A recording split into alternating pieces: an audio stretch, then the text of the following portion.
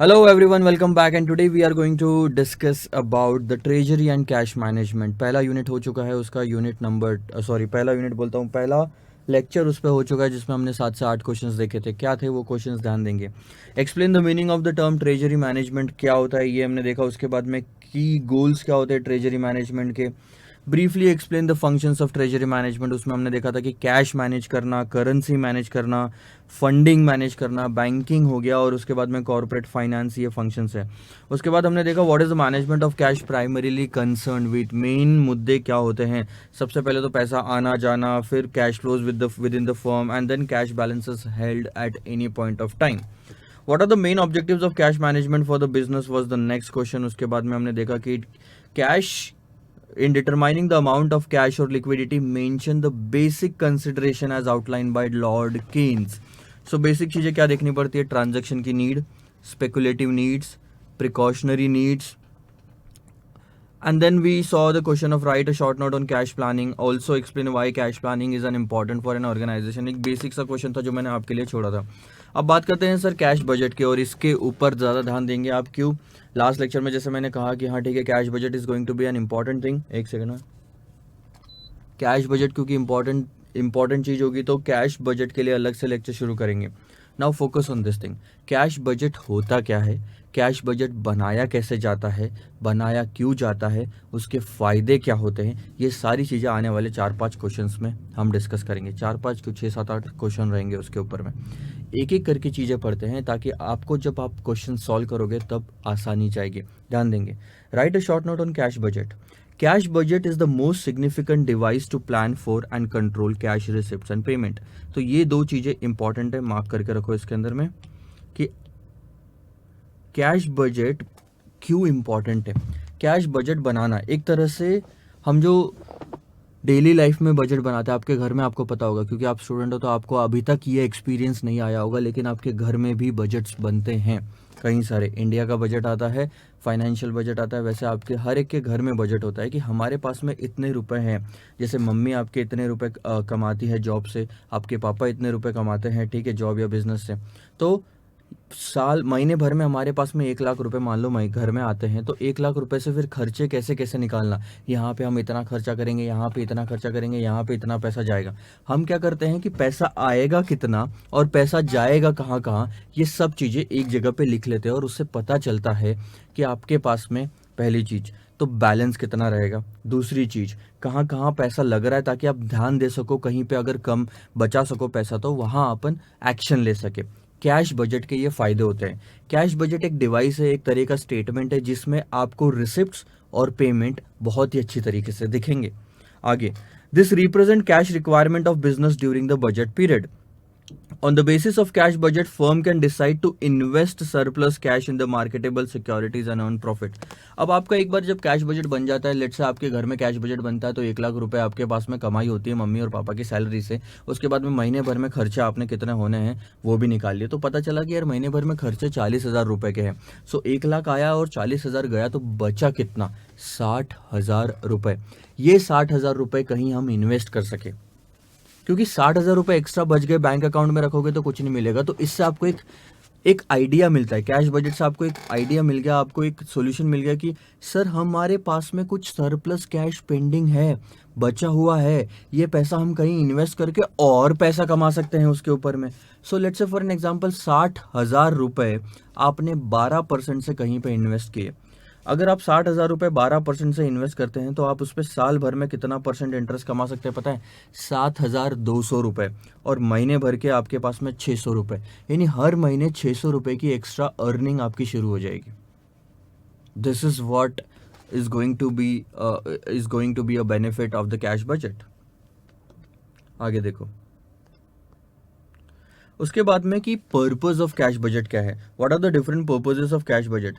एक चीज़ ध्यान देना कि ये सारे क्वेश्चन ना एग्जैक्टली ऐसे एग्जाम में आएंगे, ये एक्सपेक्ट मत करना। आपकी जितनी भी थ्योरी दी है उसके हमने क्वेश्चंस बना के आंसर्स लिखे हैं ताकि आपको समझ में आए कि क्या क्या चीज़ें कवर होती है। अब बताओ कि कैश बजट बनाने के रीजंस क्या हो सकते हैं, मतलब क्यों मैं कैश बजट बनाऊंगा। सो कुछ 4-5 चीज़ें हैं जो हमने ध्यान में देनी है कैश बजट हम बनाते हैं ताकि हमको पता चल सके कि कहाँ पैसे ज़्यादा पड़ रहे हैं या कहाँ पैसों की कमी हो रही है। कैश बजट हम इसलिए बनाते हैं ताकि हम पता लग सके कि कहाँ कहाँ पैसा जा रहा है, उससे डिसीजन ले सकते हैं कि यार एक जगह बहुत ज़्यादा पैसा जा रहा है, इस चीज़ में हम कम कर सकते हैं पैसे का आउटफ्लो, ताकि पैसे बचा सके। ठीक है, कैश बजट से आपको पता चल जाता है आने वाले टाइम में आपको अगर लोन लेने की ज़रूरत है, फंडिंग की ज़रूरत है, तो आप उस तरीके से पहले से तैयारी कर सकते हो। आइए देखते हैं ये सारी चीज़ें कैसे तरह से लिखी हुई है। To coordinate the timings of cash need, it identifies the periods when there might be either a shortage of cash or an abnormally large cash requirement.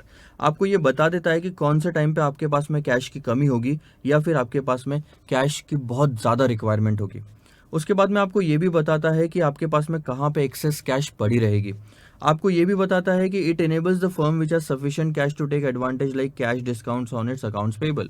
ध्यान देना, अगर आपको लग रहा है कि यार आपके पास में बिजनेस की कमाई, बिजनेस की महीने भर की 1 लाख रुपए और खर्चा 40,000 रुपए है, खर्चा यानी कि आउटफ्लो जो होने वाला है, तो 60,000 रुपए आपके पास में बचे रहते हैं। आप क्या कर सकते हो पता है इससे? जितने भी क्रेडिटर्स ने आपको 50 दिन 60 दिन बाद पेमेंट करने के लिए हाँ बोला है, आप उनको फ़ोन करके बोल सकते हो, देख भाई मैं कैश में पेमेंट करता हूँ, कुछ डिस्काउंट दे रहा क्या? कई बार मार्केट में क्या होता है कि क्रेडिट में लो तो आपको डिस्काउंट नहीं मिलता, लेकिन कैश में पेमेंट करो तो डिस्काउंट ज़रूर मिलता है। सो यही वो चीज़ है कि अगर आपके पास में एक्स्ट्रा कैश पड़ी हुई है तो या तो आप इन्वेस्ट कर दो तो इंटरेस्ट कमाओगे, या तो आप अर्ली पेमेंट कर दो क्रेडिटर्स को तो डिस्काउंट मिल जाएगा। तो दोनों तरफ से आप कमा ही रहे हो, पैसे बचा रहे हो। मेन मुद्दा क्या है? पैसे बचाना, पैसे बढ़ाना। तो या तो कमा लो या तो आप डिस्काउंट ले लो। दूसरा, lastly it helps to plan और arrange adequately needed funds on favourable term. इसके बाद क्या होता है ना कि आपको इसके बाद में पता ये चलता है कि कैश बजट से कि जहाँ पैसों की ज़रूरत है तो उसके अकॉर्डिंगली आप उस टाइम पे लोन लोन पे ले सकते हो। तो फंडिंग अरेंज करने के लिए आपको पहले से ही पता चल जाता है कि चलो ठीक है, हमको आने वाले 3 महीने में 10 लाख रुपए की ज़रूरत पड़ेगी, तो अभी से हम शुरू कर देते हैं निगोशिएट करना बैंकों के साथ में, ताकि सस्ते से सस्ते रेट पे, इंटरेस्ट रेट पे हमको लोन मिल सके। ठीक है, सॉरी गिरता था अभी ये। तो ये था आपका मेन पर्पस। आगे आओ, दूसरी चीज़ देखते हैं।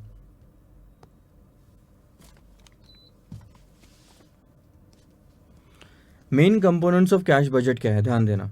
What are the main components of cash budget, मतलब जब आप कैश बजट बनाओगे तो उसके अंदर में क्या क्या इंक्लूड किया जाएगा, या फिर mention the steps involve in the preparation of cash budget. अब ध्यान से अगर आप देखोगे तो पहली steps, selection of the period of time to be covered by the budget. अरे आप कैश बजट अगर बनाओगे, जैसे मैंने आपको स्टार्टिंग में बताया आपके घर का एग्जाम्पल लेके, तो उसमें मैंने आपको ये नहीं बताया कि आपके घर वालों ने जो बजट बनाया था 1 लाख आएंगे, 40,000 जाएंगे, ये कौन से टाइम के लिए था? 1 महीने के लिए था। ये चीज़ नोटिस करो, 1 महीने के लिए था वो चीज़। सो सबसे पहली स्टेप होती है कि आप कितने पीरियड के लिए कैश बजट बनाना चाहते हो। आगे भी जो क्वेश्चंस आएंगे ना, हम उसमें लिखा हुआ होगा कि आपको 1 महीने, 2 महीने, 6 महीने, 12 महीने ऐसे कैश बजट बनाना है। ठीक है, तो अगर 1 महीने का है तो महीने की ओपनिंग, महीने की क्लोजिंग लेंगे हम। 6 महीने का है तो 6 महीने की ओपनिंग, 6 महीने की क्लोजिंग लेंगे। ये एग्जैक्टली डिफरेंस आएगा। दूसरा स्टेप क्या होता है? पहले तो आपने टाइम डिसाइड कर लिया कि यार कैश बजट बनाना है हमको, ओहो हो। उसके बाद selection of the factors that have a bearing on the cash flows. अब आप डिसाइड करते हो कि ऐसे कौन कौन से आइटम है जिसमें पैसा आता है और पैसा जाता है। सो बिजनेस में हम सेल्स करके पैसा आता है हमारे पास में, डेटर से जब पैसा आता है तब पैसा आता है हमारे पास में, या कुछ आप बोल सकते हो कि एक्स्ट्राऑर्डिनरी इनकम हुई तो पैसा आता है, डिविडेंड की इनकम, इंटरेस्ट की इनकम, कुछ असेट बेच दिए तो पैसा आता है। पैसा जाता कहाँ कहाँ है? आप क्रेडिटर्स को पेमेंट करते हो, उसके बाद में सैलरी का पेमेंट करते हो, वेजेस का पेमेंट करते हो, ओवरहेड्स होते हैं जैसे कि रेंट हो गया, आपका मेंटेनेंस हो गया मशीनरीज का, उसके बाद में आप छोटे मोटे और खर्चे ले लो, टैक्सेस एंड ऑल दैट। तो ये सारा पैसे का डिसबर्समेंट हो गया, मतलब पैसा कहाँ कहाँ जा रहा है और पैसा कहाँ कहाँ आ रहा है, ये आपने देखा होगी। तो ये है सिलेक्शन ऑफ द फैक्टर। पहली स्टेप टाइम डिसाइड करना कि कौन से टाइम के लिए आप ये कैश बजट बनाना चाहते हो। दूसरा स्टेप होता है सर कि उसके अंदर आने वाले फैक्टर्स का डिसीजन लेना। आगे देखो, selection of the factors that have a bearing on cash flows. The factors that generate cash flows are generally divided into following 2 categories.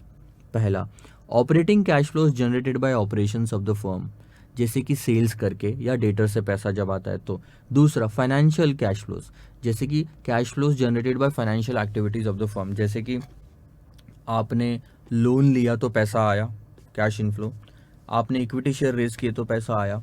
आपने कहीं इन्वेस्टमेंट करके रखा, उससे इंटरेस्ट कमाया, डिविडेंड कमाया तो पैसा आया। तो ये चीज़ें आ गई। आगे देखो, mention the different methods which can be use to prepare a cash budget. अब कैश बजट को प्रिपेयर करने के कई सारे मेथड्स हैं, उसमें से कुछ मेथड्स आपको नीचे दिए गए हैं, ये हम सारे मेथड्स देखेंगे। एक सेकेंड ना,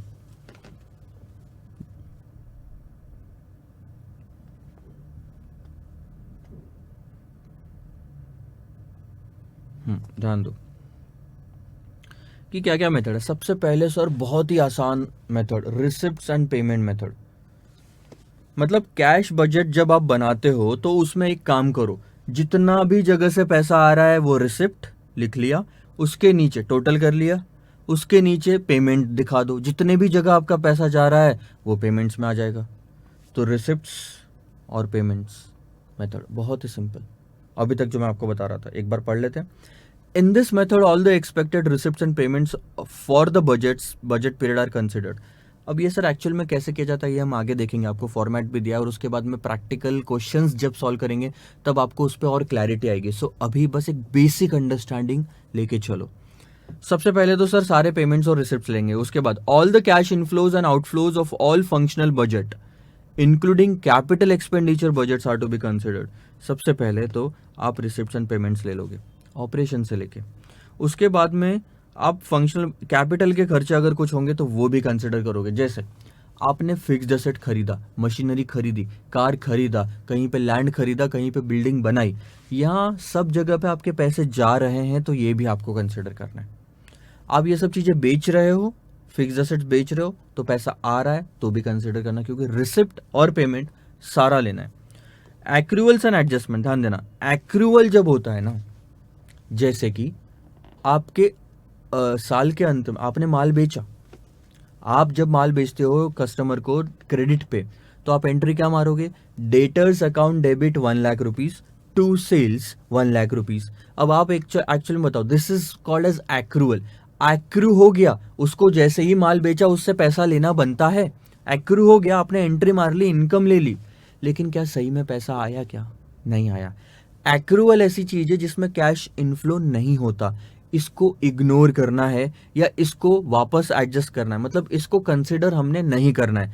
जहां पे कैश नहीं दिख रही वहां चीजें कंसिडर नहीं करना। So accruals and adjustment in accounts will not affect the cash flow budget, इससे फर्क नहीं पड़ता। Anticipated cash inflow is added to the opening balance. जो भी आपको लग रहा है कि भैया क्या कैश इनफ्लो होने वाला है वो ओपनिंग बैलेंस में ऐड करो। मतलब आप पहले ले लो कि आपकी जेब में ऑलरेडी कितना पैसा था, सर 50 रुपए में घर से लेके निकला था, उसके बाद में जितना भी इन्फ्लो होने वाला है, दिन भर में कमाई होने वाली है, महीने भर में कमाई होने वाली है, वो आप ऐड कर लो। तो मैंने 1000 रुपए का कैश इन्फ्लो ले लिया, उसके बाद में जितना भी आउटफ्लो होने वाला है वो आप ले लो। All the cash payments are to be deducted from this to arrive at the closing balance. तो इन सबका जो टोटल होगा 50 रुपए का ओपनिंग, 1000 का कैश इनफ्लो, 500 का आउटफ्लो, तो आपको पता चलेगा कि सर 550 का आपका क्लोजिंग बैलेंस आ रहा है। यह है उस सेंटेंस का मतलब। This method is commonly used in business organisations. तो ये आपको पहली मेथड समझ में आई, कोई दिक्कत है तो बोलो। ये सबसे इजी मेथड है, जहां जहां इनफ्लो दिख रहा है लेते जाओ, रिसिप्ट दिख रही है लेते जाओ, पेमेंट दिख रहा है माइनस करते जाओ। आगे बढ़ते हैं सर, सेकंड वाली मेथड पे ध्यान देंगे, एडजस्टेड इनकम मेथड। अब यहाँ पे रिसिप्ट और पेमेंट नहीं लोगे, एडजस्टेड इनकम मेथड लोगे। और इसके लिए मैं आपको सजेस्ट हमेशा ये करूंगा कि अकाउंटिंग स्टैंडर्ड जो है, आपका अकाउंट्स वाला जो सब्जेक्ट है उसको गो थ्रू करो। उसके अंदर अच्छा पहले ना आपने एफएम में भी था ये पार्ट ओल्ड सिलेबस में, बट अब नहीं रहा न्यू सिलेबस में, इसीलिए हम उस पर पढ़ेंगे नहीं, क्योंकि अननेसेसरी टाइम वेस्ट करना है वो चीज़।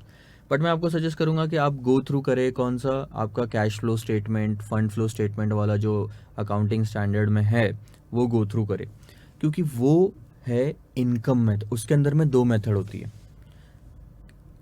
कैश फ्लो जब आप बनाते हैं, कैश फ्लो का मतलब ये हो गया ना कितना पैसा आया गया, तो जब कैश फ्लो स्टेटमेंट बनाते हैं तो उसमें आपको 2 मेथड होती है, डायरेक्ट मेथड और इनडायरेक्ट मेथड। ये जो मैं इनकम मेथड कह रहा हूँ ना, ये जो इनकम मेथड कह रहा हूँ ना, ये इनडायरेक्ट मेथड वाली मेथड है, जिसमें आप सबसे पहले प्रॉफिट एंड लॉस अकाउंट लेते हो, इसलिए इनकम को हम एडजस्ट करते हैं। आप ध्यान देना क्या वर्ड लिखा हुआ है। वो जो इनडायरेक्ट मेथड है ना कैश फ्लो स्टेटमेंट में आपको, वो यही है एडजस्टेड इनकम मेथड, उसका दूसरा नाम है। इनकम को हम एडजस्ट करते हैं, जैसे कि मान लो मैंने साल भर में प्रॉफिट एंड लॉस अकाउंट है,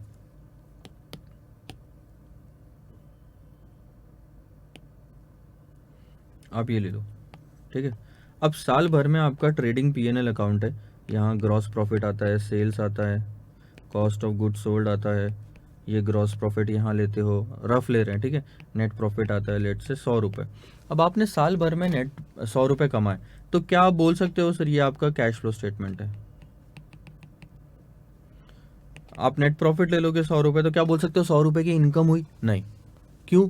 क्योंकि कुछ नॉन कैश आइटम इसमें से माइनस हो चुके थे, जैसे कि यहाँ पे हम डेप्रिशिएशन लेंगे, डेप्रिशिएशन माइनस हुआ था 50, वापस ऐड बैक कर लो यहाँ पे 50, क्योंकि एक्चुअल में 150 का कैश फ्लो है, नॉन कैश था वो 50। तो इस तरह से सारे नॉन कैश आइटम हम एडजस्ट करते हैं, ध्यान देना। In this method, the annual cash flows are calculated by adjusting the sales revenue and cost figure for delays in receipts and payments. जैसे change in debtors and change in creditors आप लेते हो, cash flow statement देखा होगा तो debtors कितने increase हुए। अगर डेटर्स इंक्रीज होते हैं तो आपका पैसा फंस गया, यानी कि आउटफ्लो कहलाता है। डेटर्स कम होते हैं, डेटर्स कब कम होते हैं? जब वो लोग हमको पैसा दे देते हैं। जब वो हमको पैसा देंगे तो हम एंट्री क्या मारेंगे? Cash account debit to debtors. तो डेटर्स में क्रेडिट हुआ यानी कि कम हुआ, और अगर डेटर्स कम हुआ यानी कि पैसा आया, उसको हम इनफ्लो लेते हैं।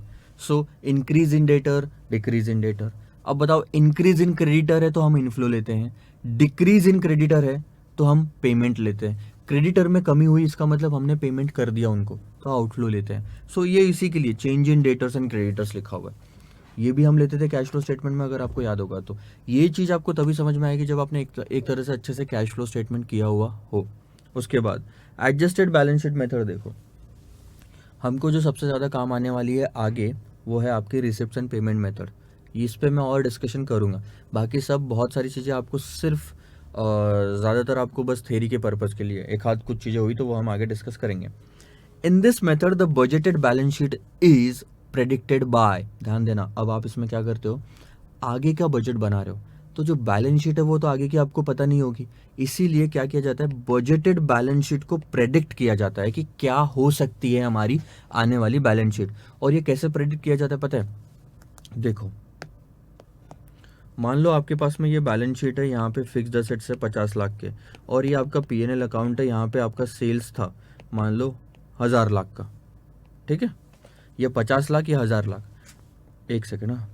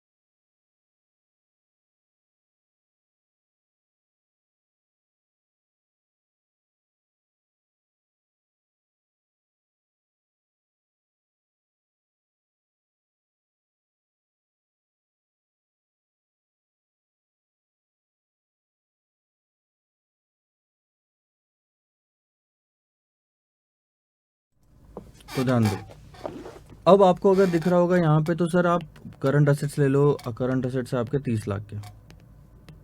तो अब अगर आपको आगे की बैलेंस शीट बनानी है तो आप क्या करोगे? एक परसेंटेज निकालोगे कि फिक्स्ड असेट्स का पिछले साल सेल्स के हिसाब से कितना परसेंटेज था। ये आपका आ रहा है 5%, ये आ रहा है आपका 3%, ठीक है। इसका मतलब आप क्या करोगे? यही परसेंटेज जो है, रफली बता रहा हूँ मैं आपको लेमन लैंग्वेज में। अब आप देख लो कि अगले साल का प्रॉफिट एंड लॉस कितना होगा। अगर आपको लगता है कि सर 2000 लाख का आपका सेल्स होगा, सॉरी प्रॉफिट एंड लॉस नहीं, सेल्स जो होगा वो अगले साल का 2000 का होगा, तो उसके हिसाब से 5% फिक्स्ड असेट्स आपका 100 लाख आएगा, करंट असेट्स आपका 60 लाख आएगा। ये है आपका एडजस्टेड बैलेंस शीट मेथड। अब क्या लिखा है ध्यान दो। In this method the budgeted balance sheet is predicted by, मेरे साथ साथ पढ़ो, budgeted balance sheet is predicted by expressing each type of asset and short term liability as a percentage of expected sale, percentage of expected sales 2000 जो हमने लिया था। The profit is also calculated as a percentage of sales so that the increase in owners equity can be forecasted. और इतना ही नहीं, profit भी as a percentage of sales हम calculate करते हैं। पिछले साल 10% कमाया था, तो इस साल 10% लेके देखो 2000 का। Known adjustment may be made for to long-term liabilities and the balance sheet will then show if additional finance is limited needed. अब इन सब के बाद में आपने परसेंटेज ऑफ सेल्स के बेसिस पे आपने बैलेंस शीट तो बना ली। इसके बाद में अगर आपको पता है कि कुछ कुछ चीज़ें डायरेक्टली परसेंटेज से कनेक्टेड नहीं रहेगी और वो हमको पता है आने वाले टाइम में कितनी होगी, हमको पता है 500 लाख का एक्स्ट्रा लोन लूंगा, तो वो आप एडजस्ट कर लो अपने मन से, अगर आपको जितना पता है उस इंफॉर्मेशन के हिसाब से। तो अब आपको जो बैलेंस शीट दिखाएगी वो आपको बताएगी कि कितने पैसों की और ज़रूरत पड़ सकती है या कितना एक्स्ट्रा पैसा आपके पास में है। ये है आपका एडजस्टेड बैलेंस शीट मेथड। देखेंगे आगे। अब कुछ कुछ चीज़ें जो आपको नोट करनी है वो कुछ इस तरह से। It is important to note that the capital budget will also be considered in the preparation of cash flow because of the annual budget may disclose the need for the new capital investment. कुछ समझा क्या? नहीं समझा sir, फिर से देखो, ध्यान दो। ये जानना आपके लिए बहुत ज़्यादा ज़रूरी है कि आप जो बजट बना रहे हो उसके अंदर में कैपिटल वाले पार्ट को भी लेना है, मतलब फिक्स्ड एसेट से रिलेटेड जो लेना देना होता है वो भी, सिर्फ ऑपरेशन के कैश इनफ्लो आउटफ्लो मत लेना, कैपिटल वाले बजट भी लेना। क्यों? क्योंकि एनुअल बजट जो आप बना रहे हो उसमें नए कैपिटल के इन्वेस्टमेंट्स भी आपको दिखाना चाहिए। इससे पता चलेगा कि कहाँ और एक्स्ट्रा पैसा लग रहा है, एक्स्ट्रा पैसा कहाँ जाने वाला है। Also the cost and revenues of any new projects coming on stream. अभी तक कोई ऐसा प्रोजेक्ट था नहीं, लेकिन अगले 6 महीने बाद में कुछ नया हम वेंचर चालू करने वाले हैं, will have to be incorporated in the short term budgets. The cash budget can be prepared for a short period and for a long period. So अब यहाँ से दो चीज़ों की कहानी शुरू होगी कि शॉर्ट पीरियड के लिए कैश बजट कैसे बनाते हैं सर, और लॉन्ग पीरियड के लिए कैश बजट कैसे बनाते हैं। शॉर्ट पीरियड यानी 1 महीना, 2 महीना, 3 महीना, 6 महीना। लॉन्ग पीरियड यानी कि साल भर या उससे ऊपर। Right a short note on the cash budget for a short period, या what are the estimates that would be required to be made in the preparation of cash budget for short period, that is month by month। एक एक महीने का अगर आपको budget बनाना है तो आप उसके अंदर में क्या क्या चीज़ें इंक्लूड करोगे? बहुत ही सिंपल, ये चीज़ें आपको काम आएगी, याद आएगी जब हम क्वेश्चन सॉल्व करेंगे। आप क्या करोगे? देखो, receipt and payment method low, receipt and payment method. इसके अंदर में आप दो दो चीज़ें इंक्लूड करो। रिसिप्ट किस किस से होती है? डेटर से जब पैसा आता है तो रिसिप्ट, कैश में अगर आपने कुछ बेचा तो रिसिप्ट, या कोई और सोर्स ऑफ रिसिप्ट होती है तो वो। मेन तो दो होगी। उसके बाद आप कुछ आइटम खरीदते हो उसके लिए पेमेंट करोगे, एक्सपेंसेस के लिए पेमेंट करोगे, या फिर आप कभी कभी पीरियडिकली आप पेमेंट करते हो, हर महीने नहीं करते उसका, जैसे कि इंटरेस्ट पे किया, इनकम टैक्स पे किया, सेल्स टैक्स पे किया, ये एक्सेट्रा। यहाँ पे आप जीएसटी कर दो क्योंकि अब जीएसटी आ गया। Special payment to be made in a particular month, for example dividend to shareholder, redemption of debenture, repayments of loan, payments of assets acquired। ये कभी कभी आएंगे, मतलब अगर आप 3 महीने का मंथली बजट बना रहे हैं तो हो सकता है पहले दूसरे महीने में ऐसी चीजें ना आए कि डिविडेंड पे किया, लोन का रीपेमेंट किया, डिबेंचर को रिडीम किया, बट हो सकता है तीसरे महीने में वो आ जाए। तो कुछ कुछ एक्स्ट्रा ऑर्डिनरी चीजें आपको दिख सकती है, बाकी 90% चीजें हर महीने में सेम रहेगी, अमाउंट्स बदलेगी सिर्फ। सर ठीक है, कैश शॉर्ट टर्म बजट में आपने बताया, अभी आप हमको फॉर्मेट बताओ। The format of cash budget has been given below. क्या है कैश बजट का फॉर्मेट? ध्यान दो, कोई भी जो भी नाम होगा, मैं जैसे लिख लेता हूं कि चलो मेरे को बजट बनाना है कॉन्फ्रेंजा प्राइवेट लिमिटेड का, कॉन्फ्रेंजा कंपनी लिमिटेड या private limited, cash budget for the period of आप बोल सकते हो यहाँ पे 2018-19, ठीक है। अब 18-19 अगर करूँ तो एक एक महीने का मैं 12 महीनों तक ऐसा बनाऊंगा। उसके बाद में मैं क्या लिखूंगा कि जब मैंने साल शुरू किया था तो उसका ओपनिंग बैलेंस कितना, अप्रैल महीने का ओपनिंग बैलेंस कितना था वो यहाँ आ जाएगा। उस महीने मेरे को डेटर से कितना कलेक्शन हुआ, कैश में कितना सेल्स हुआ, ठीक है। लोन फ्रॉम बैंक्स मैंने अगर लिया होगा तो, शेयर कैपिटल रेज किया होगा तो, मिसलेनियस कुछ रिसिप्ट्स होगी तो अदर आइटम्स, ठीक है। इसके बाद में ऐसा ही आप हर महीने चलाते रहोगे। और आप पेमेंट्स में क्या लोगे? सबसे इंपॉर्टेंट होता है पेमेंट टू क्रेडिटर्स, जिससे आपने माल खरीदा उनको जो आप पेमेंट करोगे। और क्या क्या पेमेंट आते हैं मैं आपको बताता हूँ। आप ध्यान दो, आपको लॉजिक बैठेगा कि आप वेजेस का भी पेमेंट करते हो हर महीने, ओवरहेड्स का भी पेमेंट आप करोगे। ओवरहेड्स में डायरेक्ट ओवरहेड्स, रेंट, इलेक्ट्रिसिटी, ऐसा कुछ। तो इंटरेस्ट का पैसा, डिविडेंड का खर्चा। इंटरेस्ट किस पे लगता है सर? जो आपने लोन लिया है उस पे। डिविडेंड किस पे आप पेमेंट करोगे? जो आपने इक्विटी शेयर इशू किए है उस पे डिविडेंड का पेमेंट। टैक्स पे करोगे गवर्नमेंट को। कैपिटल एक्सपेंडिचर आएंगे, कुछ फिक्स एसेट्स खरीद रहे हो, जैसे कि कार खरीद ली, बिल्डिंग खरीद ली, लैंड खरीद लिया, फर्नीचर खरीद लिया, मशीनरी खरीद ली, बहुत सारे आइटम होते हैं। अदर आइटम्स अगर कुछ है तो मेन आ गया, लेकिन ऐसे कोई एग्जॉस्टिव लिमिट नहीं है, लिस्ट नहीं बनती। हज़ारों लाखों चीज़ें हैं दुनिया में, इसलिए सब कुछ पेपर पे नहीं लिखा जा सकता, इसलिए आखिरी में हम यूज़ करते हैं अदर आइटम्स। इससे क्लोजिंग बैलेंस आ जाएगा, और क्लोजिंग बैलेंस के बाद में आपको पता चल जाएगा कि किस महीने में आपको सरप्लस पैसा बच रहा है या कहीं पे आपको कमी हो रही है पैसों की। ये सब चीज़ें हैं sir. Briefly mention the procedure that may be adopted in preparing the long range cash forecast, या आप बोल सकते हो long term cash budget. So long range cash forecast often resemble the projected sources and application of fund। अब इसमें सबसे ज़्यादा important क्या है, जब आप लॉन्ग टर्म के लिए बात करते हो ना, डिफरेंस क्या है बताऊँ शॉर्ट टर्म और लॉन्ग टर्म में। लॉन्ग टर्म में आप क्या करते हो पता है? बड़ी बड़ी अमाउंट्स लेते हो, बड़ी बड़ी फिगर्स लेते हो, और छोटी छोटी चीज़ों को ना एक ही इसमें डाल देते हो। अब जैसे एग्जांपल के तौर पे मैं अगर लूँ तो यहाँ पे ओवरहेड्स के 3 हिस्से किए थे आपने। शॉर्ट टर्म था, छोटा छोटा दिखा सकते हो, लेकिन लॉन्ग टर्म बजट में आप इतना नहीं दिखाते। अभी अपन ने अगर आप देखोगे तो मटेरियल, वेजेस और ओवरहेड अलग अलग दिखाया था शॉर्ट टर्म में।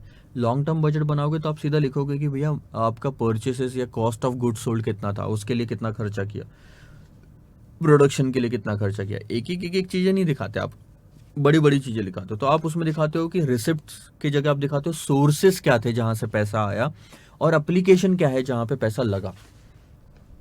रिसिप्ट और पेमेंट एक चीज़ें बतानी पड़ती है, लेकिन सोर्सेस एंड एप्लीकेशन में आप क्लब कर सकते हो, इसलिए यहाँ पे लिखा है। तो अगर आपने देखा होगा कि आप जब कैश फ्लो स्टेटमेंट बनाते हो तो वो शॉर्ट टर्म कैश बजट बोल सकते हो आप उसको, और जब आप फंड फ्लो स्टेटमेंट बनाते हो तो उसको लॉन्ग टर्म कैश बजट बोल सकते हो। So this is the difference between short term cash flow statement and fund flow statement, और शॉर्ट टर्म कैश बजट और लॉन्ग टर्म कैश बजट। आगे, the following procedure may be adopted to prepare the long range cash forecast, या फिर आप बोलो long term budget, cash budget. Take the cash at bank in the beginning of the year. आप cash at bank ले लो इन the beginning of the year, मतलब जो opening था, उसके बाद में उसमें ऐड करो। क्या क्या ऐड करोगे ध्यान देना। सबसे पहले आप ऐड करोगे कि आपका प्रॉफिट बिफोर टैक्स कितना था। उसके बाद आपने डेप्रीशिएशन या अदर एक्सपेंसेस जो भी आपने राइट ऑफ किया है वो ले लो, यानी कि नॉन कैश आइटम्स आप सारे ले लोगे यहाँ पे। उसके बाद में sale proceeds of the assets, जो भी आपने असेट्स बेचे होंगे उससे पैसा आया होगा वो भी ऐड करो, ठीक है। आपने शेयर्स और डिबेंचर इशू किए तो पैसा आया, वर्किंग कैपिटल कम हुआ तो पैसा आया, बढ़ा तो पैसा गया।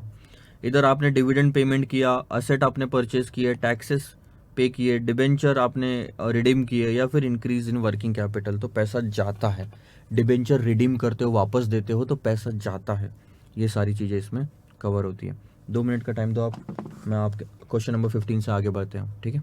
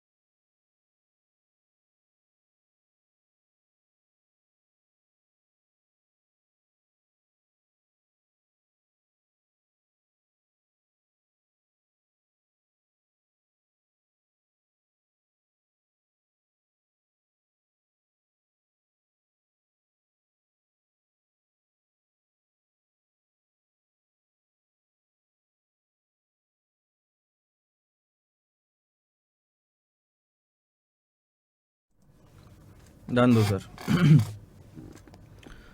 आगे बात करते हैं, right a short note on managing cash collection and disbursement. Cash collection and disbursement manage करना बहुत ही सिंपल है। कैश कलेक्शन मतलब जो पैसा आने वाला है उसको आप जो मैनेज करते हो, जो पैसा आप कलेक्ट करके लाते हो उसको कैसे मैनेज करना, और डिसबर्समेंट मतलब जो आप पैसा देते हो, पेमेंट जो हम करते हैं दैट इज डिसबर्स करना, हमारी जेब से पैसा चले जाता है उस केस में। अब इन दोनों को, जो पैसा आ रहा है जो पैसा जा रहा है, उसको मैनेज कैसे करना उस पर लिखो। बहुत ही सिंपल तरीका बताता हूँ, पढ़ने के पहले मैं आपको सिंपल सी चीज़ बताता हूँ। जब आपका पैसा आने वाला होता है उसको कैसे मैनेज करना, आपको रिड्यूस करना पड़ता है टाइम। पहली चीज़ तो जहाँ टाइम लगता है, आप जैसे ही माल बेचते हो डेटर को, तो डेटर को 30 दिन देते हो, 60 दिन देते हो, वो कम करो। उसके बाद डेटर्स आपको चेक ला के देगा, तो डेटर्स आपको चेक लाके दे रहा है, आप अपने पास रख रहे हो, 2-3 दिन बाद बैंक में जमा करा रहे हो, तो ये जो टाइम जा रहा है ये भी आपको कम करना पड़ेगा। उसके बाद में बैंक टाइम लेती है 2-3 दिन का क्लियर करने के लिए, और तब जाके हमारे बैंक अकाउंट में पैसा आता है। तो देखो कितना टाइम लग रहा है। सिर्फ इतना नहीं कि डेटर्स को आपने 50 दिन दिए तो 50 दिन बाद आपके हाथ में कैश आ जाएगी, नहीं, वो 50 का 55 दिन हो जाएगा रियल लाइफ में। क्योंकि वो चेक देता है, वो शाना है, वो कैश में पेमेंट नहीं करता, वो चेक देता है, उसको मालूम है कि 5 दिन तक और मेरे ही अकाउंट में पैसा पड़ा रहेगा।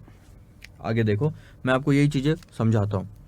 Having prepared the cash budget, the finance manager having prepared the cash budget, जब आप एक बार कैश बजट बना लेते हो तो जो फाइनेंस मैनेजर है, he should ensure that there is not a significant deviation, बहुत बड़ा डिफरेंस नहीं आना चाहिए between projected cash flows and actual cash flows. तभी कैश बजट का फायदा है। अगर आप कोई बजट बना रहे हो तो उसके हिसाब से अगर चीजें चलती रही तो आपका साल भर बहुत ही अच्छे से निकलेगा। आपने कैश बजट में बनाया और बताया कि 10 लाख रुपए की जरूरत है, और रियल लाइफ में अगर आपको 50 लाख रुपए की जरूरत पड़ गई, इसका मतलब कैश बजट आपने ठीक से नहीं बनाया था। बहुत ही कम डिफरेंस आना चाहिए बजट में और एक्चुअल में।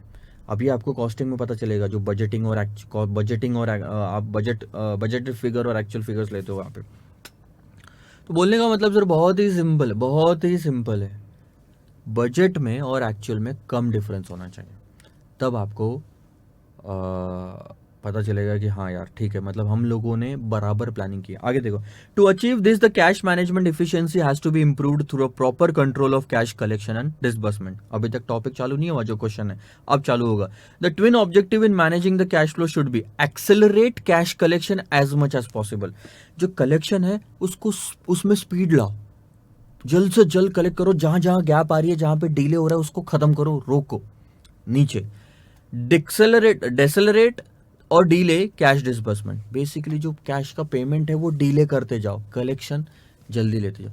जब किसी को देने की बारी आएगी तो आराम से दो, जब लेने की बारी आती है तो जल्दी जल्दी लो।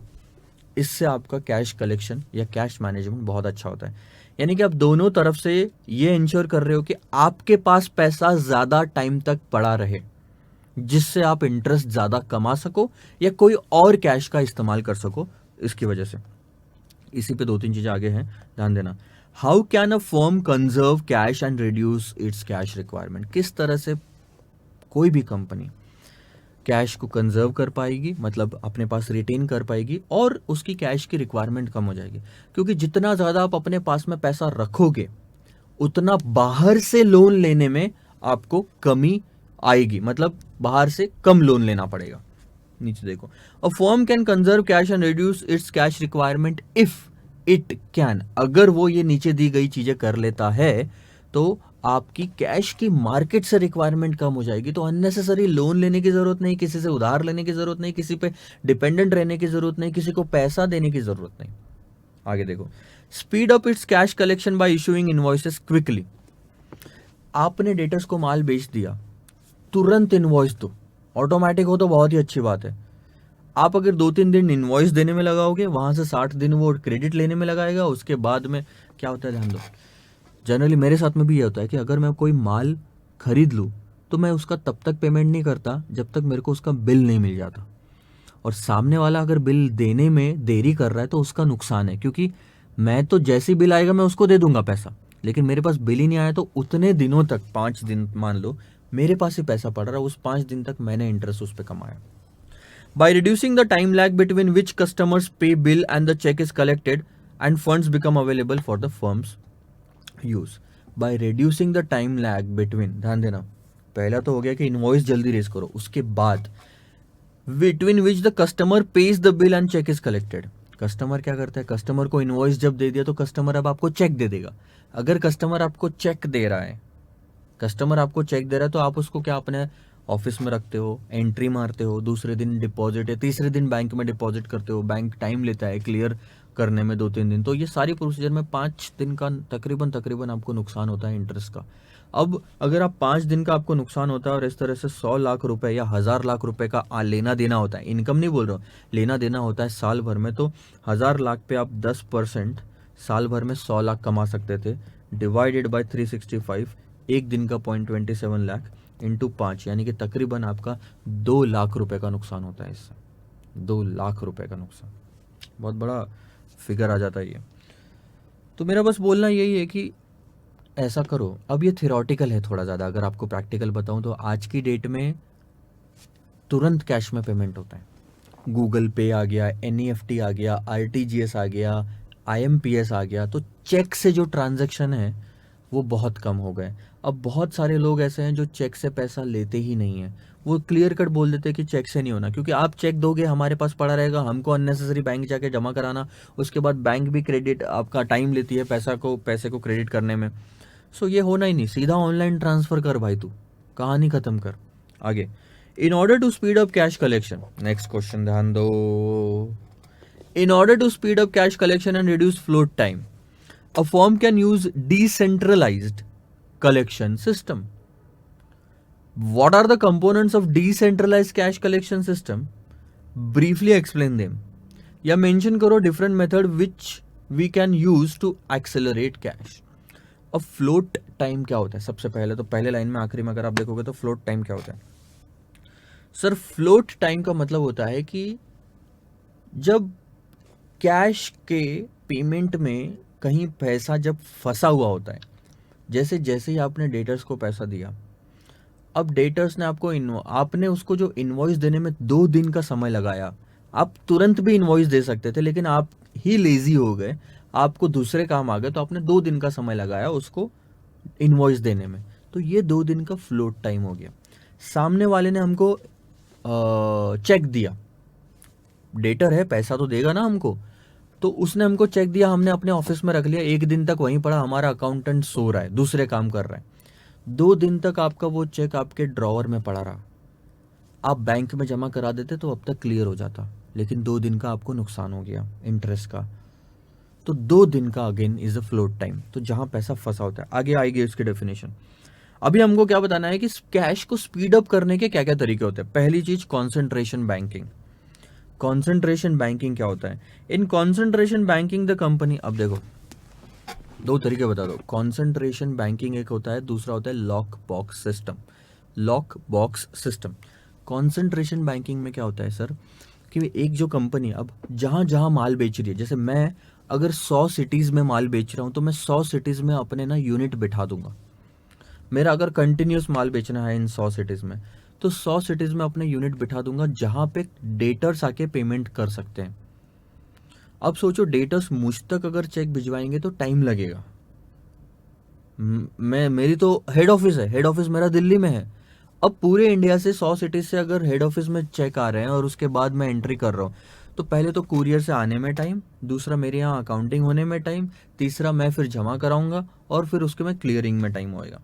इससे अच्छा आप एक काम करो, 100 जगह अगर आप यूनिट खोलते हो, ठीक है, छोटे छोटे कलेक्शन यूनिट खोल लो, वहां पे आप पैसा, कस्टमर क्या करेगा, अपना डेटर जो करेगा वो वहां पे पैसा जमा करेगा, उसी दिन चेक मिल गया, उसी दिन अकाउंटिंग कर लेंगे, दूसरे दिन हम सारे सेंटर्स को बोल देंगे कि बैंक में पैसा जमा करा दो, अपने ही लोकल बैंक में। अब ICICI बैंक हर सिटी में है, सिर्फ हेड ऑफिस आने की जरूरत नहीं पड़ती उसके लिए, हर सिटी में ICICI बैंक है, तो आप उसमें अपने अकाउंट में जमा करा दो तो पैसा आ जाएगा। दिस इज कॉन्सेंट्रेशन बैंकिंग, ध्यान देंगे।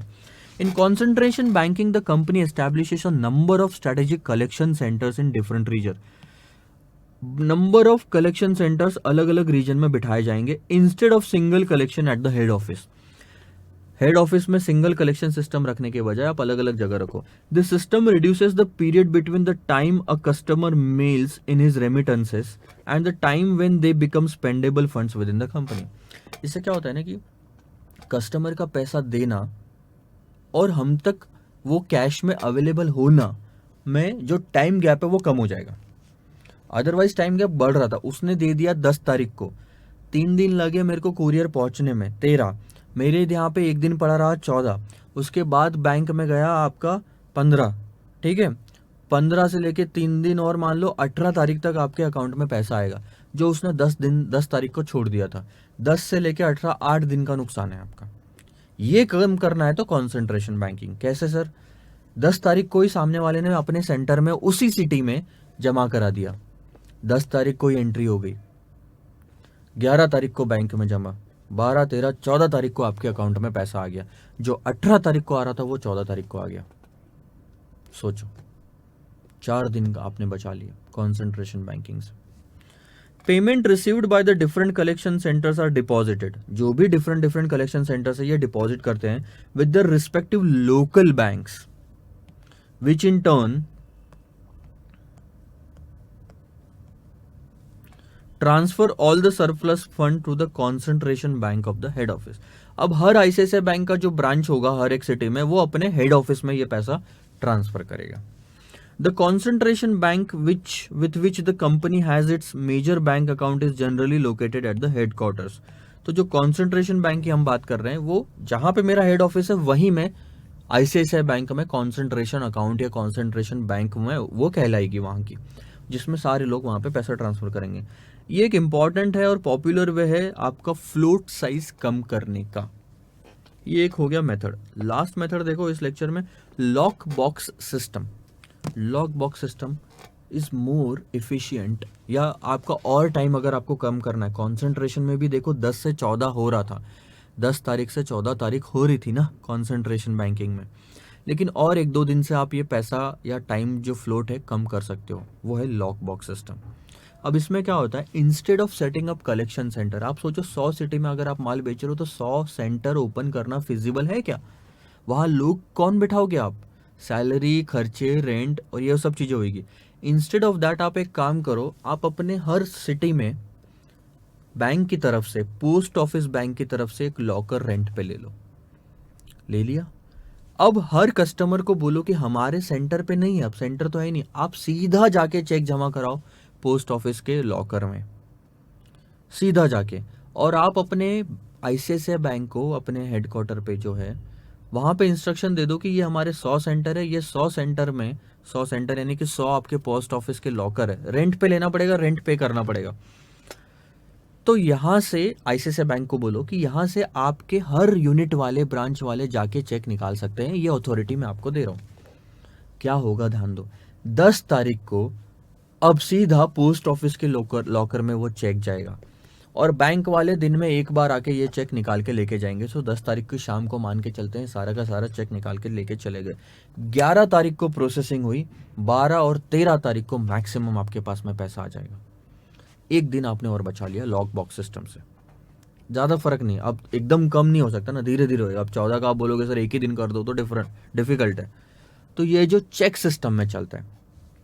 Another means to accelerate the flow of funds is a lock box system. ध्यान देना, the purpose of lockbox system is to eliminate the time between the receipts and remittances by the company and deposit in the bank। ध्यान देना, receipt of remittances, पहले तो आपको check मिलेगा आपके centre पे, फिर ये कंपनी, आपके कंपनी के जो सेंटर है ये डिपॉजिट कराएंगे। इनमें जो गैप आ रहा था ना एक दिन का, वो कम हो सकता है। A lockbox arrangement usually is on a regional basis which a company chooses according to its billing pattern। जहां जहां मेरे को लगता है ज्यादा सेल्स हो रहा है, ज्यादा डेटर्स है, वहां मैं लॉकबॉक्स सिस्टम लूंगा। Under this arrangement company rent पे लेती है लोकल पोस्ट ऑफिस के बॉक्स को एंड ऑथराइज करती है अपने बैंकों के हर लोकेशन पे आपके ब्रांच वाले जाके इसमें से चेक निकाल सकते हैं। Customers are billed with instruction, customer को जो भी माल बेचा जाता है, जो भी इनवॉइस दिया जाता है, उसमें क्लियर कट मेंशन किया जाता है कि आपको जो पेमेंट करना है आप ही के सिटी में जो ये पोस्ट ऑफिस बैंक अकाउंट है या पोस्ट ऑफिस लॉक बॉक्स है, वहां पे जाके चेक जमा करना पड़ेगा, तभी हम अपने को माल बेचेंगे। The bank picks up the mail several times a day, दिन में, मैंने तो एक ही बार बोला, यहाँ लिखा है several times a day, and deposit the checks in the companies account, और ये चेक जमा हो जाता है कंपनी के अकाउंट में। The cheques may be microfilmed for record purpose and cleared for collection temporary. The company receives the deposit slip and list all payment together with any other material और the envelope. This procedure frees the company from handling and depositing the cheque. आखिरी की line सिर्फ ध्यान दो, बाकी छोड़ दो। Check को हैंडल करना मेरी जिम्मेदारी थी कंसंट्रेशन बैंकिंग में, उसकी अकाउंटिंग करूँ, फिर वापस डिपॉजिट करूँ। अबे कस्टमर मेरे पास में आके चेक दे रहा, मैं बैंक के पास में जाके चेक दे रहा हूँ, इससे अच्छा कस्टमर डायरेक्टली बैंक के पास में जाके चेक देगी। तो ये जो प्रोसीजर थी एक दिन की, ये खत्म हो गई। इसको बोलते हैं सर लॉग बॉक्स सिस्टम, ठीक है। अब जो मेन एडवांटेज है लॉग बॉक्स सिस्टम का वो कुछ इस तरह से, ध्यान देना। अच्छा हम बहुत आगे आ गए।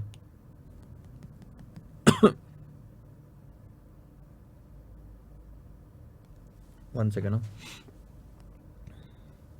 The main advantage of the logbox system is that checks are deposited with the bank sooner and become collectible funds sooner than if they were deposited by the company. वही चीज। The main drawback of the logbox system is the cost of its operation, क्योंकि अब आपको rent पे करना पड़ता है, बस एक ही ये ड्रॉबैक है। फ्री में तो कोई सर्विस नहीं देगा। बैंक चेक को क्लियर करने के साथ साथ में आपको कई सारी सर्विसेज देती है जिसके लिए वो पैसा चार्ज करती है। Bank provides a number of services in addition to usual clearing of cheques and requires compensation for that, since the cost is almost directly proportional to the number of cheques deposited. Cost जो है, खर्चा जो है, वो bank बोल सकती है कि 10 रुपये पर चेक हम लेंगे।